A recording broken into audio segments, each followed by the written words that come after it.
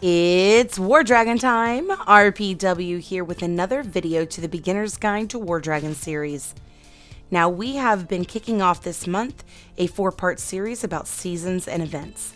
Last week we went over utilizing events to grow, and this week we want to talk about general event preparation. This is going to allow you to be prepared for future events. Now the first thing we want to go over, of course, is going to be the events and their cycles. Now this is important because you must know that we do have several events in one season, and having a general idea of how this works will tremendously help you. So the first things first, the cycles. These cycles will happen every season, and there are 4 seasons in every year. So you're going to have 13 different events during each season. With this being said, the new season should begin June 6th, which is only a month out. Now when this begins, you're going to notice there will be a cycle of PvPs, breedings, and fortifications regularly, along with 1 feeding usually per per season. So with that being said, in a month, the summer season should begin, which should be around June 6th. So this particular chart is the actual season we're in right now, the things that have happened and the basic path that they've been following. We began with a feeding, went on to a breeding, then a PvP, fortification, PvP, and so forth. Now, that means you're going to notice, and they've said this in their live streams, that they pretty much keep the same pattern. Now, they won't always be exact, they will change a little bit, but it does show you that you need to be regularly preparing for all of these events. It's not like a breeding event just pops up out of nowhere. You will see one at least once a month. And the same thing goes for fortification events. However, when it comes to the PvP, generally we see twice a month that we have a PvP within our event structure. Now, how can you prepare for future PvPs? One thing that's very challenging during PvPs is having enough resources to do your attacks. For example, if you don't have a lot of healing potions and you're needing to do attack after attack, then that can pose a problem. So one of the things you really want to make sure you've got plenty of, or that you hoard back for PvPs in particular, are going to be your healing potions. Now in this event, the biggest resource you need to utilize is going to be your energy packs and your inner fires. Now this can pose a slight issue because you cannot forge, for example, your energy packs or your inner fires, nor are these things that you can collect in chests or in drops going out on regular attacks. The only time you'll be able to collect these is during those specific events only. Now there are a lot of players out there that particularly use their rubies during these events only for that reason. Now the great thing about that is you know that you're also going to get the things that prepare you for the next event. So for example, when you have a PvP that's going to be followed with a breeding event, you will get a lot of really nice things when it comes to like breeding tokens or fragments. And if it is actually before a fortification event, you'll notice you'll get an increased drop on things like timers and elemental embers and so forth. So there are a lot of players out there that truly feel that you should only use your red rubies to buy the 10 gold chests during these events strictly.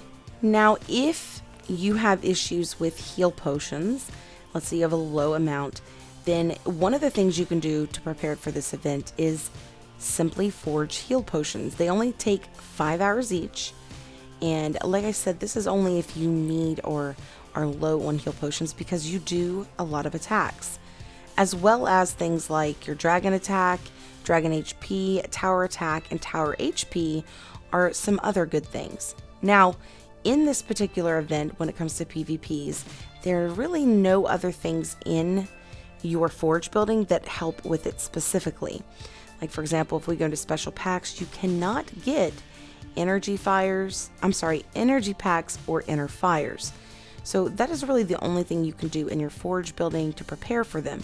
But I really suggest that you don't do the heal potions and so forth unless it's an absolute need. And the reason for this is because I feel timers are your best thing to forge, because this is what's going to help you prepare for things like the fortification event. Now, in the fortification event, the best way to gain points is to build things. But all the things that you build, whether it be, your archer tower, or it be your storage hut, or anything when it comes to your defense towers, is going to take time to complete. So if you can't speed that up and finish it, you're going to be limited into what you can build in one event. So this is very important if you want to be successful in fortifications, to make sure that you are constantly forging, and particularly 12-hour speed ups, because you'll get a lot of the others throughout drops pretty regularly.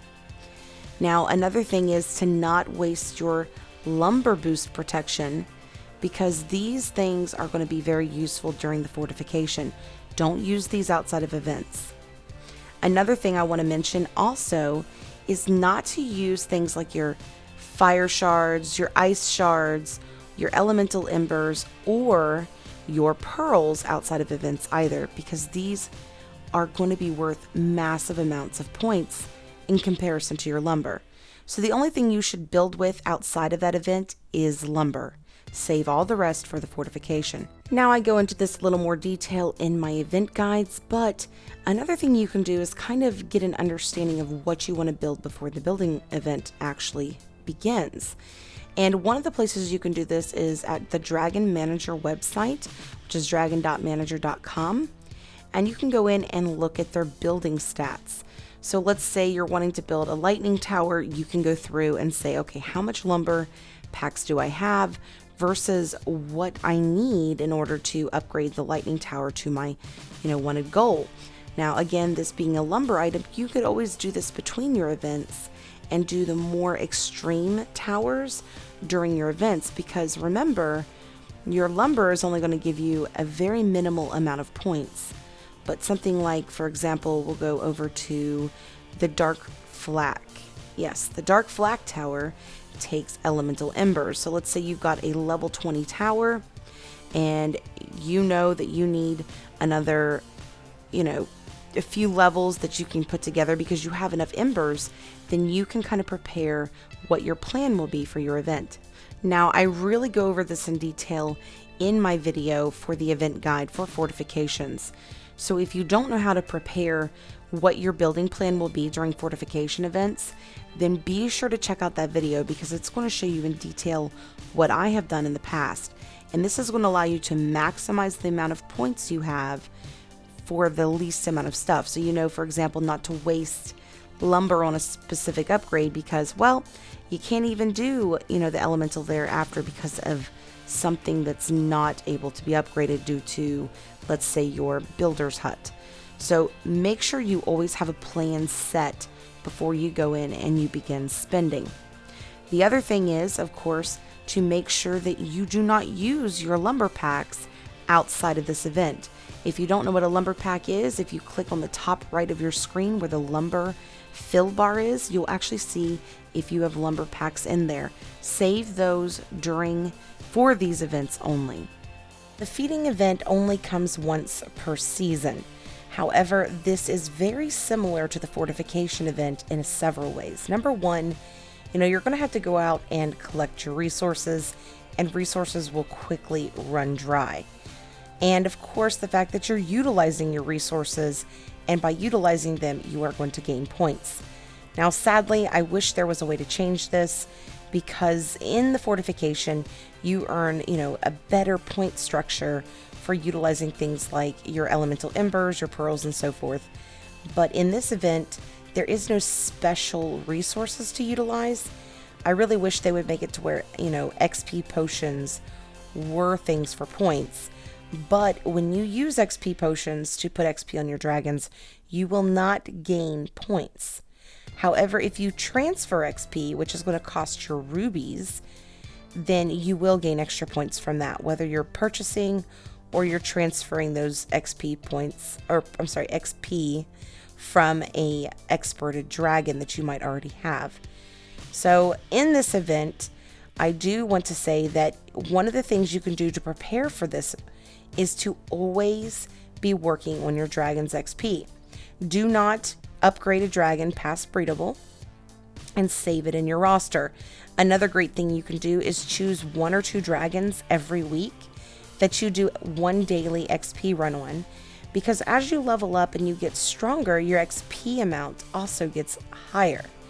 So if you go back into the very back of your roster, whether it's a red dragon or a purple dragon, you can really build up some XP on those. And if you're even higher, then even the mid-level dragons will be easy to gain XP on. Then saving these back for the feeding event will allow you a lot of points. And think about it, you have an entire season to basically prepare for every feeding event. So you can get quite a few dragons built up on XP before that event begins. Because XP potions do not give you any type of extra points for utilizing them during this event, it is something that if you need to hold off and you're more worried about your breeding, then you can use these in your breeding events. Now, preparing for breeding events can be a little more strategic. Now, with this particular event, there are about 5 rules all players should follow to prepare for and, of course, in between every breeding event. And the first rule of thumb is going to be making sure you do your XP runs to get your dragons to breedable levels. This is highly important, otherwise you're going to have nothing to breed come the breeding event. Number 2, ensuring that your castle and your incubator are at the same level as your dragons. This is a very important factor, otherwise you could have all your dragons to breedable, then the breeding event gets here and there's nothing to breed. Number 3, having a clear path for your breeding plan. One of the best places to go for that, if you Google Red's breeding plan for war dragons, you will find her in there. She's also on wdgeeks.info, so be sure to check that out. The 4th thing would have to be making sure that you get in every day and collect those tokens, whether it's your daily allowance, the stuff that you're getting within the event, and even your breeding missions. Your egg token missions. These are going to help you really stack up the amount of egg tokens you get between breeding event and breeding event. And then last but not least, this is highly important, which is do not spend your breeding dragon fragments outside of the event. I'm not saying that you should spend them just to get points, but because they're worth so much, it's not going to kill you to wait a little bit. Whenever you're breeding dragons, just try to wait it out and wait for an event. I like this last time, for example, after the breeding event, I was so close to getting my second sapphire dragon that I decided to continue breeding after the event, but I only used another 1,000 egg tokens. If I had got into my fragments, that would have been a complete killer to this upcoming event. So if it's, a very, very little bit in order to finish your dragon so that you can level up your divines, that makes sense. But outside of that, guys, you really shouldn't be breeding outside of your events. That wait isn't as long as you think. So yes, be sure that you save these back. Now, the 3 golden rules that all players should be following to help them prepare for future events is going to be 1, log in daily and collect those bonuses. Go in and collect, for example, your daily tokens and the stuff from the harbor. And then number 2, forge regularly. Forge those 12-hour speed ups regularly. And last but not least, create a routine. If you can create a routine where every day you do a specific amount of XPs and you also go through and you do your missions or whatever, then you're going to be much more successful. So be sure to follow those rules and you will see a huge difference in your gaming experience. Now, there is a whole lot more that you can do to prepare for other events. This is just a general idea of how you can be prepared for events in the future. And like I said, be sure to check out the event guides out there. And I also have some specific targeted in the beginning of this series as well that you can check out. But I will see you guys next Monday for our next series, which will be what you can expect next season. Now, this is not anything where it's going to be giving you any kind of insight on what's coming when it comes to dragons or whatever, but it's going to give you a general idea of what to expect next season. So I will see you guys next Monday so that we can kind of go over that. And if you did miss last week's video, then make sure you check that out as well. And then last but not least, if there's something I didn't cover today that you have a specific question on that you don't find in my other videos, feel free to comment on the video below. I will be glad to answer those questions for you. All right, guys, that is it for today. I really hope that if you're new to my channel that you're enjoying these videos, and I want to thank all of you that have been sticking around and supporting me through all of this time that I've been doing this. And it doesn't seem long. I mean, it seems long, I should say, but I guess it's only been a few months. So I really appreciate all the support out there, and I wanted you to know that before I let you go. All right, guys, don't forget before you leave today to give me a thumbs up on the video below. And then, of course, make sure you subscribe to my channel. And then don't forget to hit the bell for future notifications. And we will see you next time. Happy hunting!